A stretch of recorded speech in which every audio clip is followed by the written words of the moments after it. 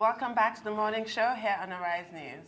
In his address at the opening of the 25th Nigerian Economic Summit, President Muhammadu Buhari spoke about the need for every Nigerian, including those in government, to accord the rule of law its pride of place in all situations.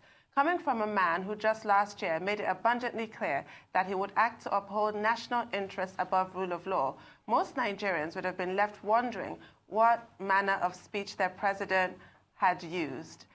But how important really is the rule of law in the life of a country with a history such as Nigeria's, which seems to have brought her to a juncture where most of the integral components are increasingly expressing discontent at the state of the union?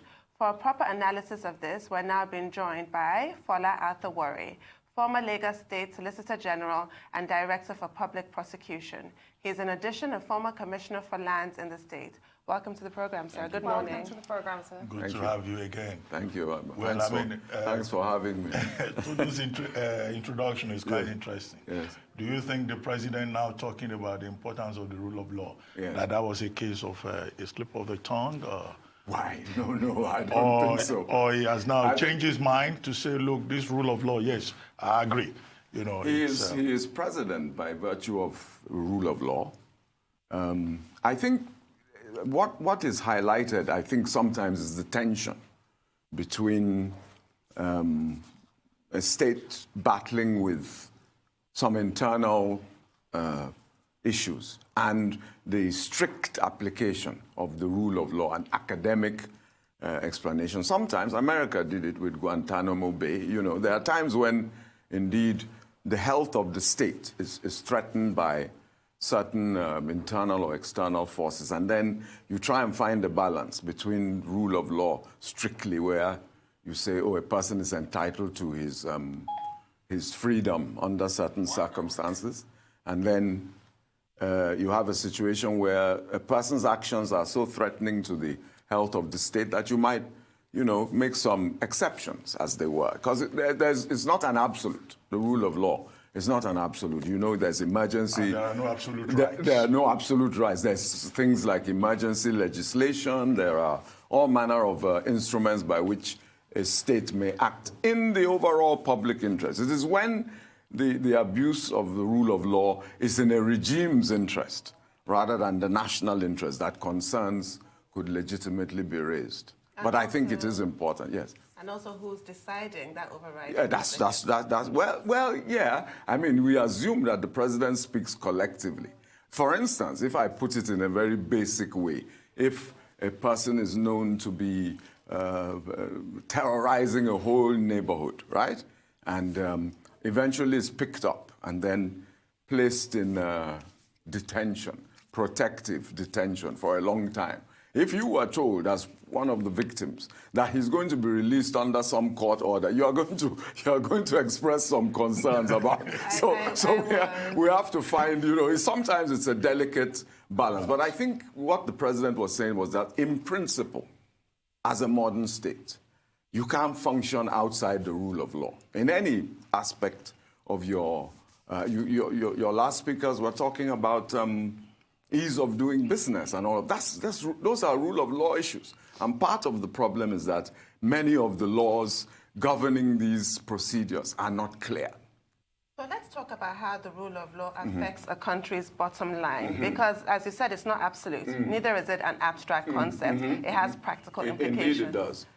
So, yeah, so basically, look, some people have the impression that the rule of law relates only to the obedience of court orders. That's how some people see it, from that narrow perspective. But I say that from the ground up, in every aspect of our lives, we should be governed by the rule of law, which basically means, one, that there are consequences for the breach, that there is clarity of the rule itself, and that you ought not to be able to operate within a space outside of the rule of law. But Nigeria in the last 10 years has tended to surrender some of its rule process to non-state actors, which is for me, the most dangerous thing, is when non-state actors, you know, take up the space because you are failing in your rule of law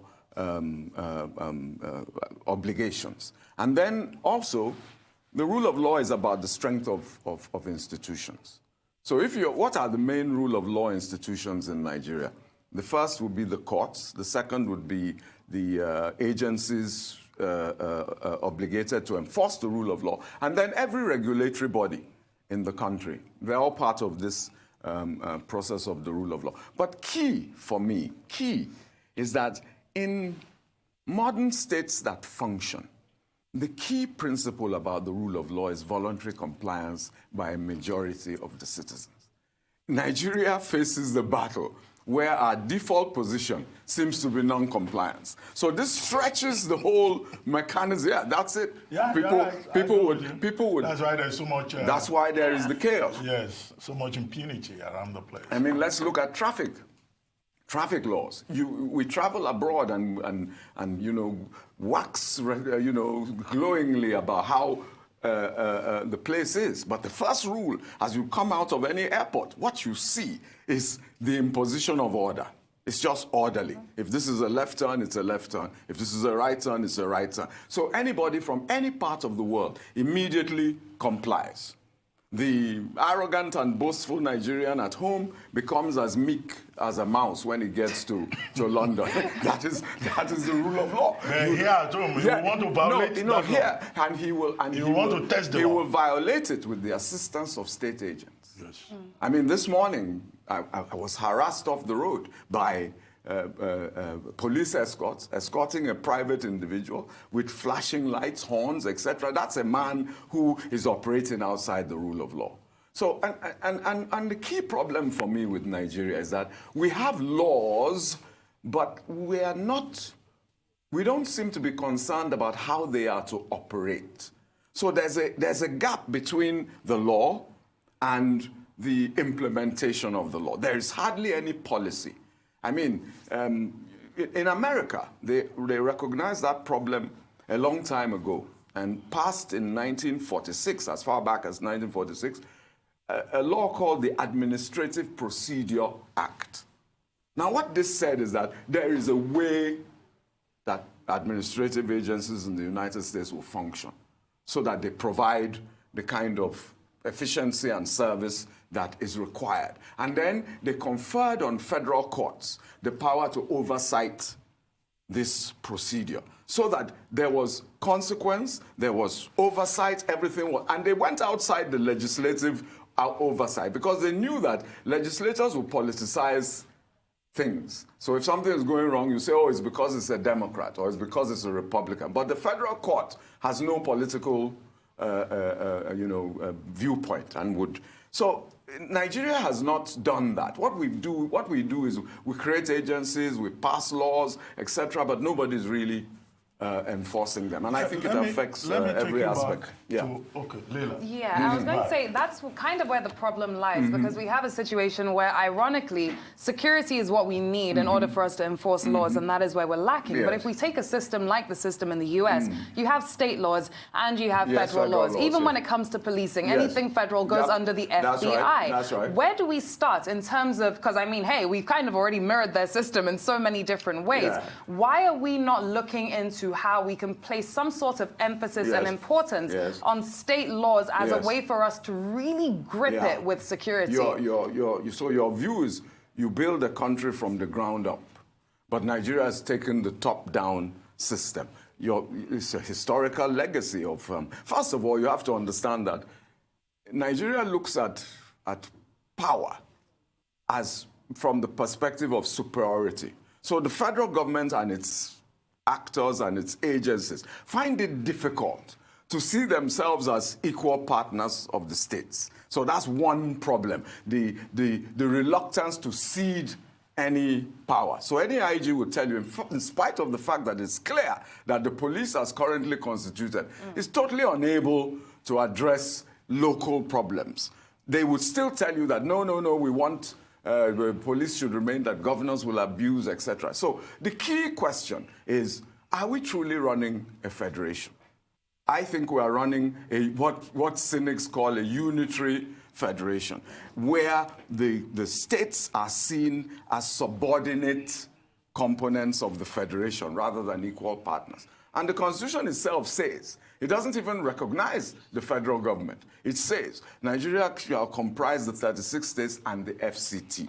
That's Nigeria. Now, the federal government is supposed to be merely a trustee of those elements of that union that cannot be provided by an individual state. So the federal government is for common services, railways, because they cut across states, border control, those kind of things, currency, foreign relations, fiscal policy, etc., customs. But what you have in Nigeria is the federal government overreaching its capacity and dealing with all manner of things. And the tragedy of it is that at the end of the day, it is still the states that are called upon to fund what federal should be doing under unfunded mandates. So at the heart of all of this lies this ability to impose the rule of law. If there are these tensions even internally about who has for instance, today, it is impossible to say who has responsibility for a security failure.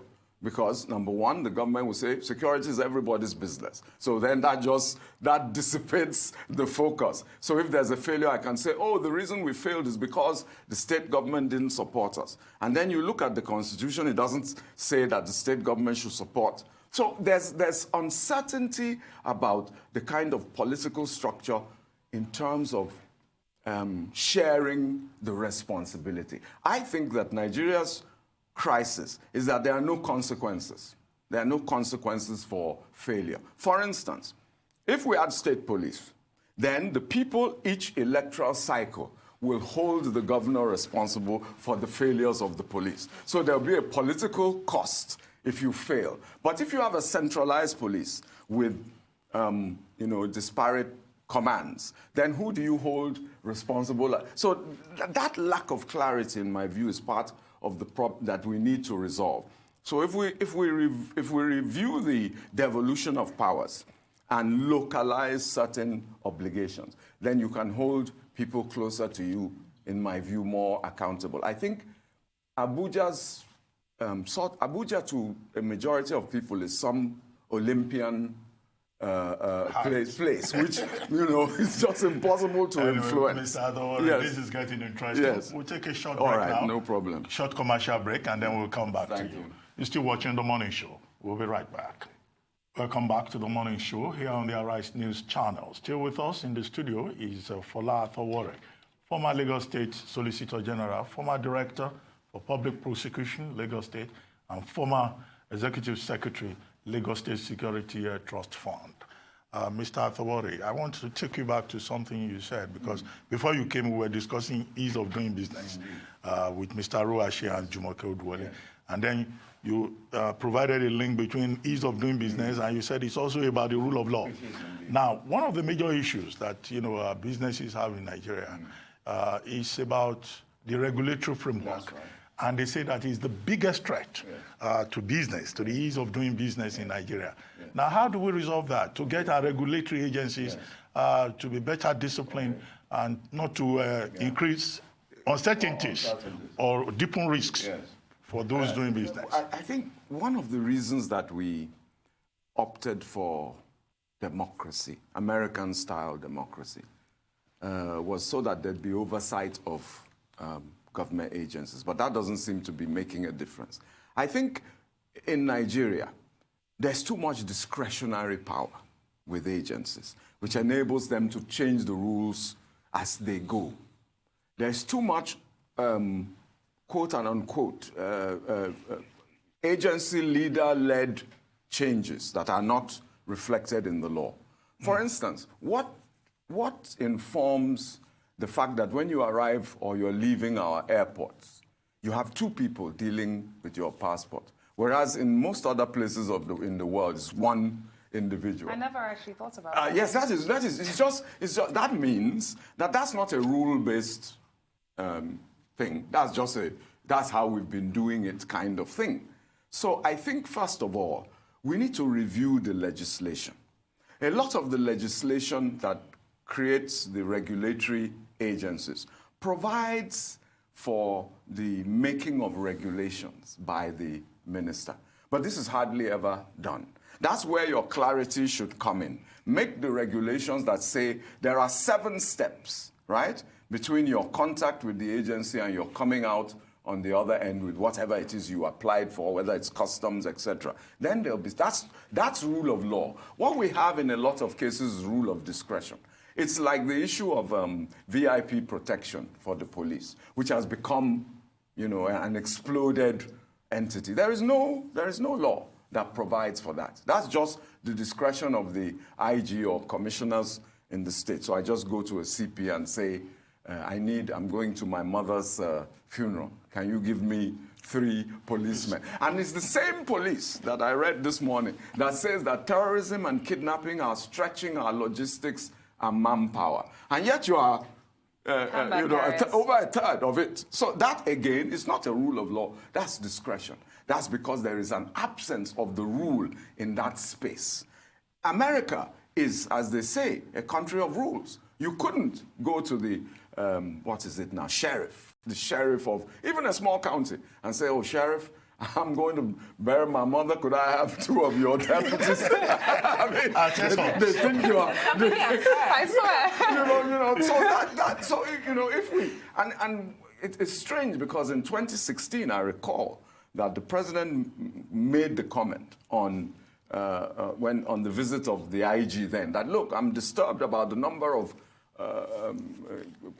escorts on escort duty when there's so much some of them carrying crime. bags. Bags, and they're armed. Yes. And they're armed. Going to supermarkets. Yeah, that's it. So now, but nothing happened because there's no, and you expect oversight from the House, right? Because they appropriate the funds. Are we paying the salary from the public purse for the person to go and protect a private person? But nobody is bothering with that. So unless we drill down into and then say, okay, look at physical planning, look at planning, look at the level of non-compliance with physical planning. Is that a failure of the institution? Is it a failure of our culture of obedience? What's the problem? So I think that we will not reach our potential as a nation to come and do business in spite of, I appreciate a lot has been done about that. But if we don't have clarity about certain areas, we're not going to make the kind of progress we ought to be making. We'll make some progress, but there'll always be a point at which people will say, we're not sure about how this will be resolved, so we better hold back. So I think there's a need for the president to issue more executive orders about how certain things should be done, particularly in terms of the role of... you mentioned executive orders. I mean, executive orders seem to be something new in our jurisdiction. Is it legal? Is it constitutional? Because even state governors now are issuing executive orders. Let me say that the Constitution specifically says that the president, in respect of the whole country, and the governor, in respect of the state, is the chief executive.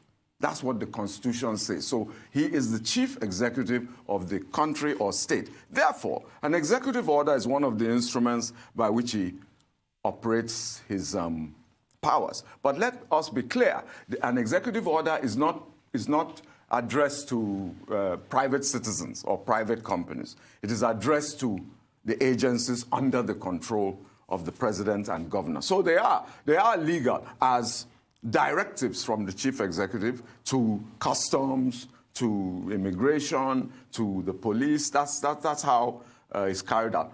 The power has always been there, but it's the form. It's the form that it's exercised. Some countries call it presidential directive.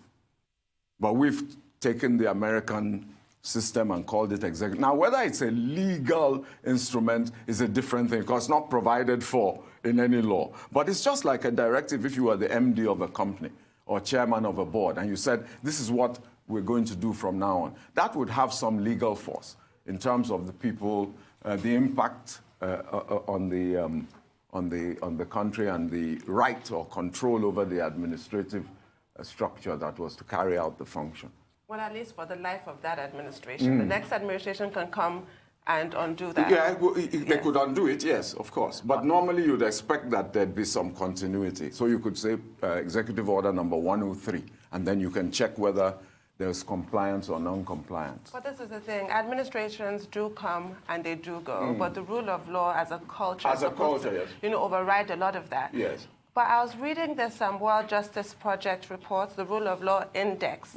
Nigeria is 106 out of 126 countries on adherence to the rule of law. Yes. But they had this several sub-indices. Okay. One of them was order and security. Oh. Nigeria is 125 Yes. out of 126. Yes. Yes, we're Yes. below Yes. Afghanistan Yes. and just above Syria. Yes. That is how bad. That's public order. Yes. Yes. And we're looking for foreign direct investment. Yes. How? So my question for you now relates to the speech Professor Charles Soludo gave at the platform recently. Yes, I watched that. Yeah, when he was saying that London is this international financial center because of its efficient judicial system. That's right. And now I remember how London became that. It wasn't just a gradual evolution. It was a target that was met. Oh, yes. It was deliberate investment into that. Indeed. Do you see that as a possibility for Lagos in Africa? For Lagos as an entity, if Lagos as an entity had independent control over the institutions responsible for order, I would say yes. But as long as they are controlled from the center, then the problem will be that Lagos priorities may not necessarily be Abuja's priorities. So that's why I said that structurally it's going to be very difficult to achieve the level of order that you want. For instance, assuming a state invests heavily in its justice system, right? And reaches a level where it has improved speed of process, because that's the key. Not only integrity, but speed of process, right? So you file an action for a claim in a commercial matter, and because Lagos has invested in systems, automation, trained its judges properly, etc., you finish the case within, say, 6 months, which would be a miracle under our current circumstances. You're still going to now face the grinding process of appeal to federally controlled courts, which can take sometimes 10 years. So you can't isolate. I wish we were like Singapore, where you could say we have control over everything, but you don't. So I would say that the challenge again is we need to look at who is responsible for what. Let the federal police deal with federal matters on the exclusive list, counterfeiting, anything to do with federal. And let states have, for instance, service of court orders is a problem in a state because often there's resistance, physical resistance. In many cases, it is police escorts who will resist the bailiff of the court. So if you don't give the courts independent power, like in America, to serve their summons, you're going to have a problem with that also. So there are many structural areas that we have to look at. And seriously, I think we've taken the first step. But it's the first time that any government has done an ease of doing business, right? And ease of doing business means what are the regulations? Ruben talked about regulators. I think it was at Tedo Peterside at the NESG, the summit that just closed, who said that one of the things that's driving away investors is rogue regulators. Now, the question is, what rules are the regulators relying on? Is it a strict adherence to the law, or are they again using discretionary power? I've always worried about discretionary power. I first heard of it when Babangida talked about discretionary spending, which is extra budgetary spending. So I think we need to be clear. And I think the courts also need to speed up their resolution of certain matters that have been brought before them in terms of interpretation.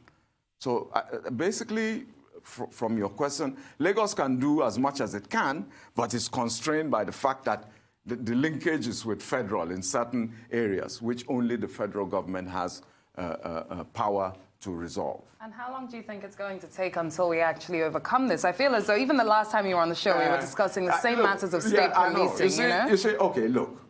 One of the problems of the federal government is that it's not a lean government that moves at speed. It doesn't. It's just by its nature, it's just cumbersome. You heard the Senate saying that there are 600 agencies that exist but don't carry out any visible role, and yet get their budgetary allocations, etc. So unless you sort of trim it down so that its focus is clear. But I think, look, let's look at the police trust fund. Unfortunately. It hasn't. Mr. Arthur-Worrey, unfortunately, Okay. we have to go. I know I was going to ask you a question about it that hasn't trust been. fund. It hasn't been inaugurated. 6 months Since later. July. 6 months later. That's right. That's right. So these are the type of things. Thank you very much. Thank you very much. Thank you very much.